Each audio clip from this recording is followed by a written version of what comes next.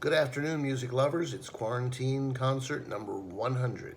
Today I'm going to be a little bit didactic, maybe a little preachy. I'm going to tell you a cautionary tale about a 19th century story of what we might call today fake news. I'm going to play There Will Be a Hot Time in the Old Town Tonight, written in 1896. It was a story of a parody version from some years later entitled Mrs. O'Leary's Cow, told of how Catherine O'Leary went to milk the cow in her barn and took a lantern, dropped it over into the straw, set it aflame, burned down the entire city of Chicago. Only the thing is, an inquest at the time found Mrs. O'Leary blameless. There was no evidence whatsoever that she had caused the fire, but it was a terrible time for Irish immigrants. The reputation was low. There was a perception that they were drunk and generally bad folks to have around. And so the story from Mr. Ahern, journalist, played into every stereotype. And it followed her the rest of her life. She died heartbroken in 1895, her reputation in tatters. Maybe a year and a half before that, Mr. Ahern had admitted that he had made up the whole story. It was a total fabrication. But that didn't help Mrs. O'Leary. Her last relatives died in the 1930s.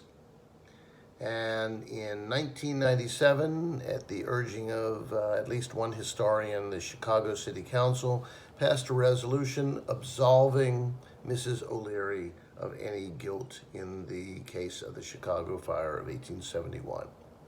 So, good message in the era of Twitter and Facebook and other social media and traditional media. Be careful what you do with other people's reputations. You can say one wrong thing, and that's the end of their useful life. So that's the end of my sermon, and now I'm going to play the song, and typical for me, I'm going to play it in a different rhythm than what you usually hear.